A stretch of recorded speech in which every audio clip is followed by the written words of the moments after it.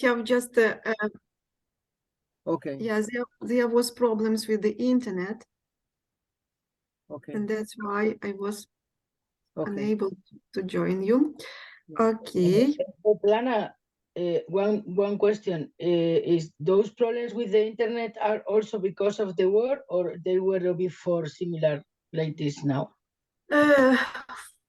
For today, as for today, it is because of the severe wind. We have wind since yesterday, and I suppose that there were some damages of wires, electric wires, I mean, and that's why we don't have stable internet.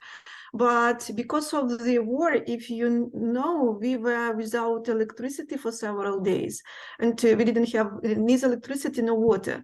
It was the greatest tragedy, yeah, to live without water and to live without electricity, but we managed to survive. Okay, thanks for your question, by the way. I will try to follow your advice and to do the same. Yeah, on current slide. Yeah.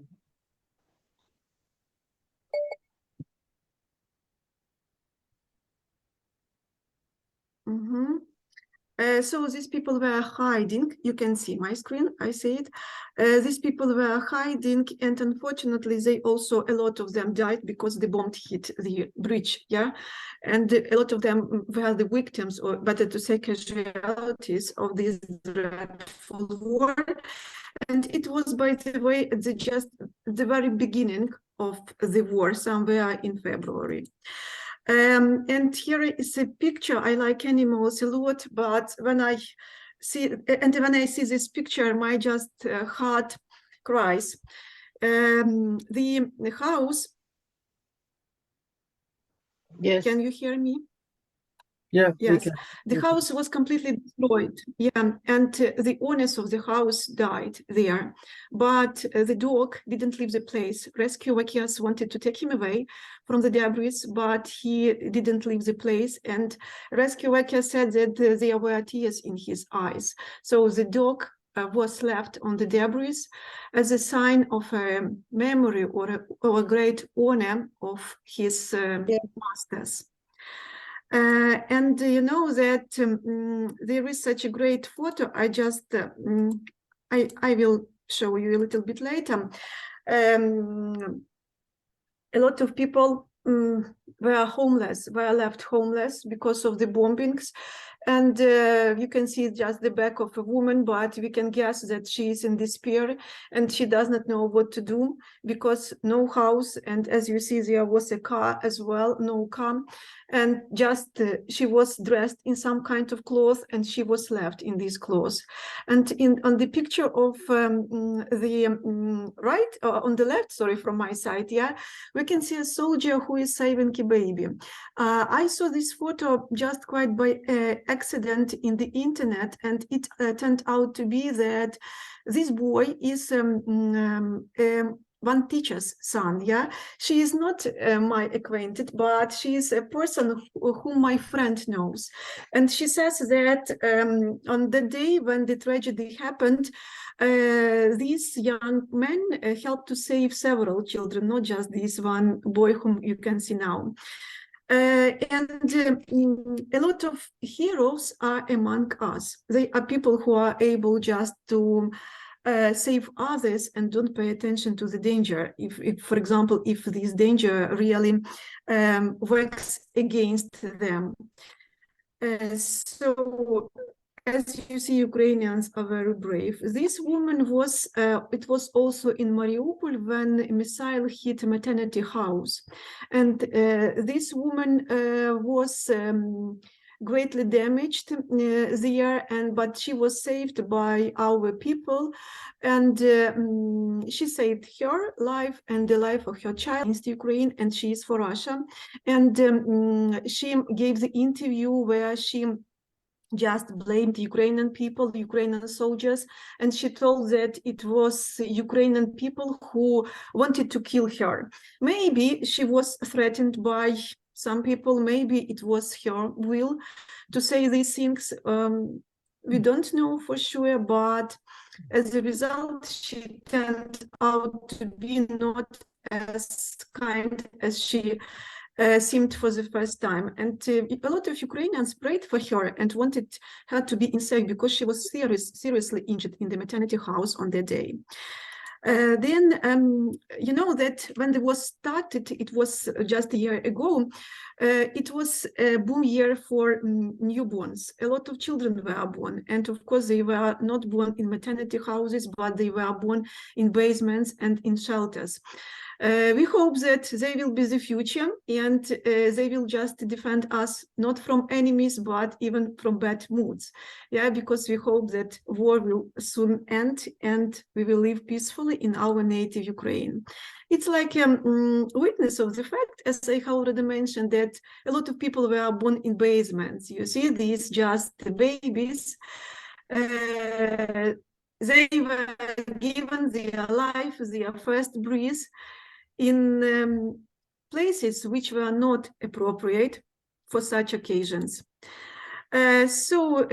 You see children who lived and still are living in basements, they are sleeping, they are studying, they are brought up in basements because they don't have their houses, because they are afraid of war and they are not willing just to die.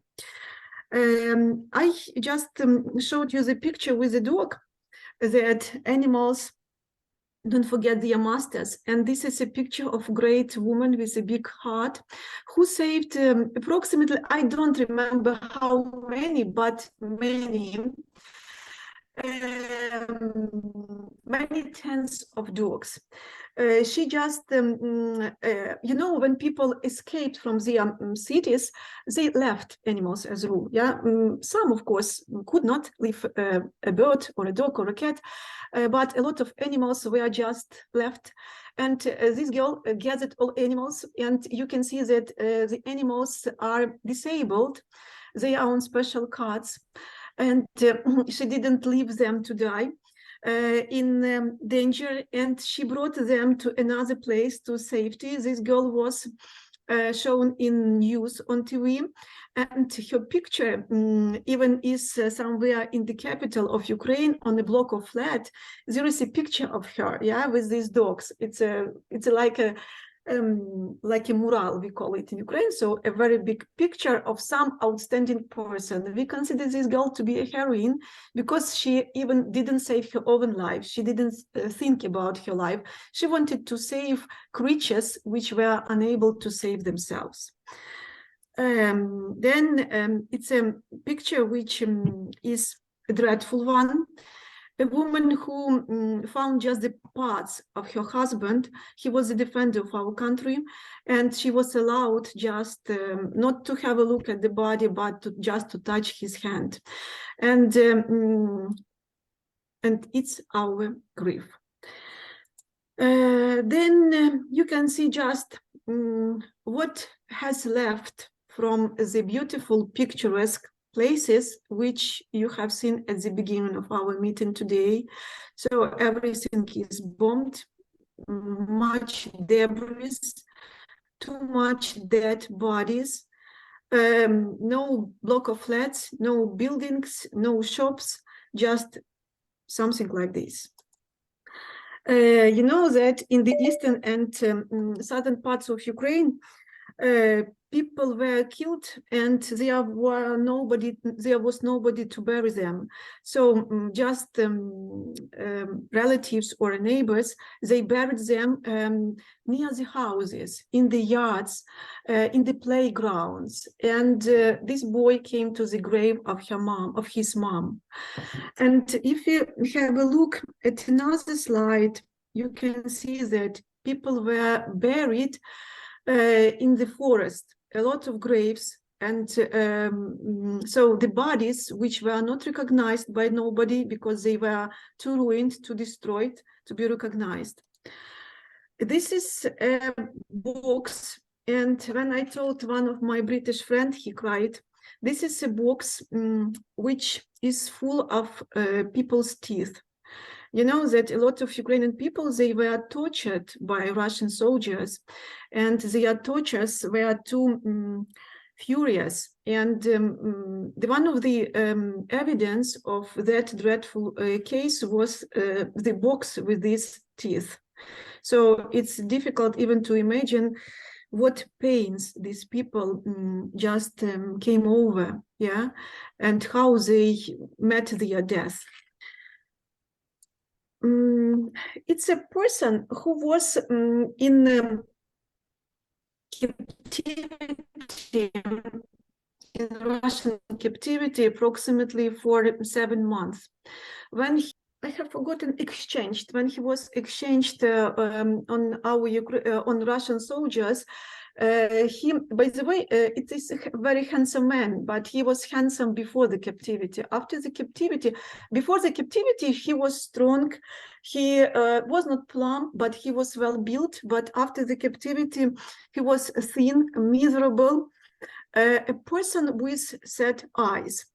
But the tragedy here is the following, that in the captivity, so somebody broke his hand, yeah, and as he was given any medical help there in captivity, his hand didn't manage to grow in appropriate way. So when he was taken to Ukrainian hospital after after the exchange, Ukrainian doctors, they found the fact that there was like a gap between two bones, and so the bone lacked approximately 4 centimeters, you know, and he didn't have the part of this bone in his arm. So there was such news in the internet, and his comrades, yeah, or the soldiers who were together with him in captivity, they addressed to Ukrainian people to raise money and to cure this person, to cure his arm. You know that there was needed approximately $10,000 for the operation to be done, but our Ukrainian people just for one night gathered much more. And his name is Mikhailo, it's a very popular Ukrainian name. He gave this money to the children who suffered from Russian aggression, and he helped a lot of children not to survive, but to be treated in hospital. So he made a great difference, not just as a defender of our country, but also like a charity man, yeah, as he helped Ukrainian children. You know that it was just on Saturday, my daughter and I, we participated in English Olympiad, and we live in the town, which is 70 kilometers away from our regional city, which is called Khmelnytskyi. We arrived there early in the morning, and we just managed to find the institute Olympiad was held, and we just arrived there when we had a siren, and so when we hear the siren, it's necessary for us to just to go to the basement in order to be in safety. We were in the basement when there were 2 explosions in Khmelnytskyi. So 2 missiles, one of them hit some military institution, and another hit some electric infrastructure, you know, in order to leave us without electricity and without power. When we are here in the Western Ukraine, we feel ourselves a little bit in safety, because we hear explosions, we see missiles, but fortunately they are just seen and they are just heard. But in fact, when you hear it nearby, it's too scared, and just in your head, you begin to just to mention the people whom you love. You begin just to pray God to help you to survive, and you just want to stay alive, yeah, not to be killed now and at this moment. You know that I would like to finish my presentation, and I would like just to finish my speech on a positive note.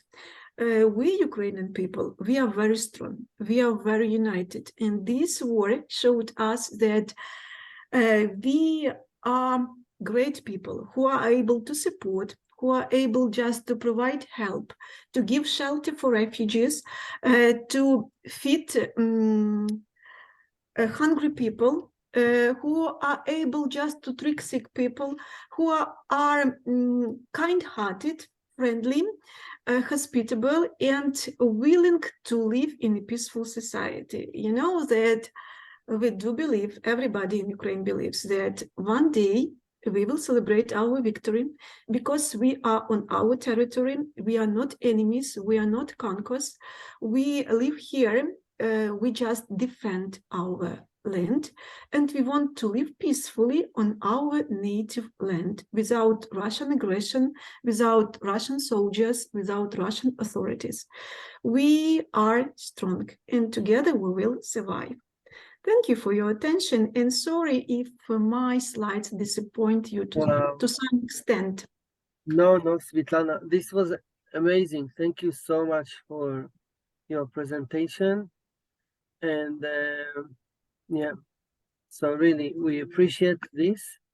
And my thinking is, I don't know, maybe before we'll ask questions, we will give your daughter Dana to talk, and then we'll ask both of you. So at the same time. So maybe you hand over the stage to your daughter. You can introduce her as a proud mom. Yeah. Go ahead. Yeah. Her name is Dana. She is 16. I want her to know English, to improve it all the time. And the only bad thing here is, of course, our common grief, common problem. But you know that it makes us stronger. And even small children, even teenagers, Dana's peers, they are very united and they are eager to support and to be together. So Dana, if you don't mind, I would like you to say something here. Yeah, thank you so much. Sorry, my English is not really well. My mom always said that I should improve my English if I want to become telegram. So I wanted to try explain you about teenagers' life in Ukraine.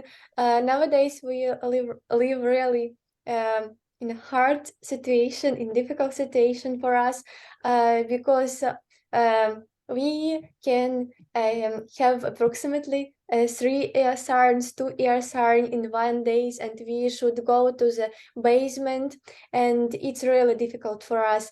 But we always discuss with my friend that we are strong nature, nation, and we must to win, and I do believe that soon we will be celebrate our winner. And because our people, victory, Yeah. yes, and because our nation and our people are really strong. Okay. Yes, I think is it all. Okay. Okay. Let me ask you a question. Like, if you could speak now to anyone, like and share any message, like I love the fact that you have hope. Okay, and this is your message.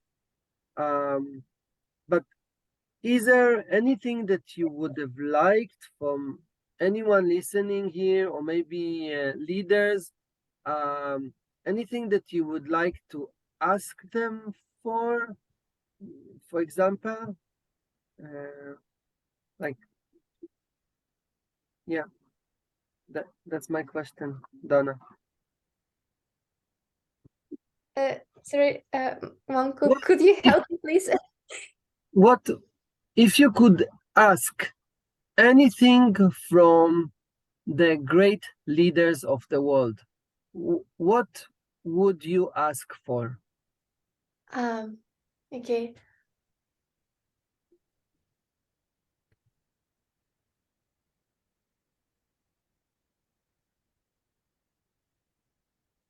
I know that a lot of countries, they support us and give weapon for our Ukrainian soldiers, and I want to ask to help our president and give more weapon, yes, and to help our country, because we want to live without war and live in our peace motherland. Yes. Okay. And if you could ask us and every simple common person that is listening to you for anything, what would you ask for? As for me, it's really important to speak with foreign people. That's why I think speak with Ukrainian people and communicate with us, because we want to improve English and we want to have friends in abroad. And I think it's pretty key for us. Okay. Is there, for example, a message that you can start, that can become viral, that we can leverage using the platform of Challenge 18? You know, Challenge 18, we know a lot of people. We are part of a vast network. You see here, there are people from different countries, you know, like Mark is from Singapore, Sharif is from Malaysia, Josun, she's from Spain, and many more. And also in the group, in the WhatsApp group. So is there, for example, a call for action? A call for action. What is it that you can tell us? Please, maybe you should do this. It will make me, Dana, feel much more happy. Yeah, definitely. I can prepare some information or presentation, and it's really cool. Okay, so maybe you and Svitlana can prepare a message or something that you could ask us to, like a task. You know, Challenge 18, it's about following and committing to some tasks. It can be learned, like watch a specific video. Okay, so it can be a task, or a call for action to actually do something to promote on social media and so on. Now I have another question for you, and everyone here feel welcome also to ask questions. I believe that we all have many questions for Svitlana and Dana. So for me, it's like I would like to know what is it that you study, and what is your dream? Like, what is it that you want to work, and how do you see the future of work in Ukraine? Like, would you also like to be a teacher when you grow up, like your mother? How is it going to be a teacher in Ukraine a few years from now? Yeah, you know that in the summer I had a great experience, because I had students, and I taught them English language, and it was a great experience for me, and really it's a pretty interesting profession, but I want to be interpreter, and I want to study abroad. I want to go to study in London. It's my cherished dream, and sometimes I think it's like it's a pie in the sky, but my mom said, Dana, you should pull yourself together, and you can be successful in the future if you will be learn English a lot. Okay, thank you. Sharon, I just want to add that Dana has forgotten to mention the fact that she taught English to the children who were refugees. Yeah, and in order to make their summer better or more interesting, she was proposed to organize English-speaking clubs, and I also helped her. And we had great meetings, so children not just learned English there, but they even had some TikTok entertainment. Yeah, I also organized for them online meetings with foreigners from America, from Canada, from England, and it was great. Yeah, and children liked it. So at the last lesson, they cried because they didn't want to stop their learning with Dana. Yeah. That's nice.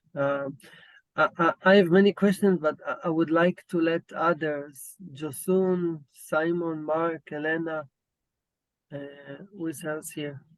Any questions anyone here would have liked to ask? I think I'll ask a question to Svitlana. So we're living in a world where information is moving very fast, especially in the world of technology. And then you find one major problem is misinformation, because people want to be fast. So how are you helping deal with this problem of misinformation, where anybody may comfortably go to online, just pick a picture and forward it there and say, now look at, this is what, and both parts, because this is what any of them can do. Russia can say, this is how we've done it. Or the other side, Ukraine, you can see people who are coming, taking pictures and still giving misinformation. How are you able to deal with that aspect of misinformation? So misinformation, you mean, or what? Misinformation is where people use pictures that are not the reality. You see, like they're using pictures that are not reality of what it happening on the ground, just for purposes of either to make people more scared. I mean, they're there to like torture the people who they are willing to torture, using different information that is not there. Just point a point. I mean, to just show, like, what, we are winning this war and this is how we are doing it. And when you look at it, it's different pictures, maybe pictures even taken from other places. So how are you able to mitigate that aspect? How are you able to prove that these are authentic pictures, these are not authentic pictures? How have you been able to do that? You know that the great part in the war usually plays informational war. And people are given too much information everywhere. And even sometimes we are persuaded that we are cheated by the government, by the president. Of course, it's necessary just to choose how to say trustworthy resources, yeah, not to watch everything, not to listen to everybody, but just to balance the kind of information and the resource of it. But I do agree with you that there are a lot of information which is just false, yeah, and which is not just true. No. Okay, thank you for that. Thank you.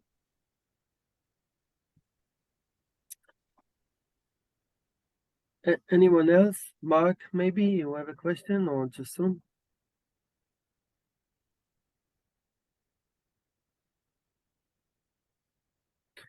Do you have pets? You showed the dogs, so I was wondering if you also have. Yeah, my parents have, but we live in flat with Dana, and once we had parrots, but unfortunately they die. Yeah, and when the parrots die, it's a great tragedy. Then we have a kind of a chinchilla. Have you ever heard of it? Chinchilla. Oh, chinchilla. Okay. Yeah, chinchilla, yeah. And it also died some years ago. Then we had 2 turtles. They lived for too long, but they also died. Now we have snails. So snails, they are used in beauty salons. They are useful for women especially, yeah. We have snails at home. Yeah. Can you show us your snails? It looks very... I suppose that I will share the photo with you, okay? Okay. Because now it's winter and it sleeps, so it is inside of its house. Oh. Yeah, but I will share it together with you. I just find it. And what they use the snails for? It's a pet. Just... You said the it's a saloons pet. have it. We don't eat them. No, but the saloons have it, you say. I like that. Now that Yeah. interests me a bit. Yeah, you're right. Yeah. What do the saloons use the snails for? That makes me very curious. Yeah, So it's a question. yeah. Yes. What does the Ask saloons if it's use just for to decoration. just a decoration or for some skin treatment? One more, please, because I'm here looking for the photo. Could you repeat your question? The photo What do the saloons use the snails for? They use it, you know, that women want to be young all the time. Yeah. Yes. And they use the snails in order to diminish the amount of wrinkles, especially on the forehead. That Yeah. is so cool. Yeah, it's great. And sometimes I do it at home, this kind of a procedure. Oh, better than Botox. Yeah. You know, pressure chambers with the oxygen. This is something Yep. now that is growing globally. Pressure chambers with oxygen, enriched with oxygen. This is really super, and you can buy yeah, this that's very cheap in Alibaba. Like it's and then you could start a treatment, a beauty treatment, and that heals melodies, takes wrinkles. Like I know someone, and it's like magic. Yeah, anyway, I have a question. Do you wanna continue also for the games where we ask questions and share after, like, in 5, like, do you want to continue? Everyone here wants to stay and continue the game? Yeah. Just I've got to go. I It's would like 2 to a.m. It's 2 a.m. in Singapore. Yeah, I'm taking my leave. I know, Mark. Anyway, Mark, you keep in touch and let me know I will keep in touch with you. after next week if you want to also give a talk and share about your organizations and your life. Yeah. My pleasure. Okay. So good day, everybody. See you then. Yeah, now we can see the snails, Mark. Yeah. So they are tiny I will snails. see the snails. Oh, wow. So they were just born. Were born. Yes, you see there are a lot of them here. I see big ones, no, in the box. Yeah, but a big one it's here. It's a big. It's maybe their mother or father. I don't know for sure because they don't need a pair. They lay eggs and they can be alone. And So you grow them. You actually you grow the big ones and they have eggs, and then the small ones. yeah, and then I ask everybody to take them. Yeah, because I can't, for example, throw away eggs, or I can't just do any harm to the eggs. And then they hatch. A lot of them are there, you know. Oh, wow. Here in my palm, there are approximately 30 of them. Wow. And What do you feed them with? What do you feed them with? So they eat vegetables. They like cucumbers, marrows in summer. They like grass in summer, but in winter, I just give them some cereals, yeah, and cucumber. Yeah. That's so cool. And you know that they also like an eggshell. Yeah. That's so cool. Nice. Yeah, okay. Good day, and thanks for sharing your snails. Bye. I'll catch you, Sharon. Bye-bye. Bye, Mark. Thank you. Yeah, that's so cool. Okay, so I want to ask a question for Dana. When was the last time you were singing? Yeah. What does it mean, singing? Mom, help me. Sing When songs. was sing a song? Me? Oh, I sing song only in a church because we have a children choir, and at home I don't like sing songs. Okay. Would you like to be famous, and in what way? Oh, definitely. I think everybody wants to be a famous. I want to be a famous interpreter in the future.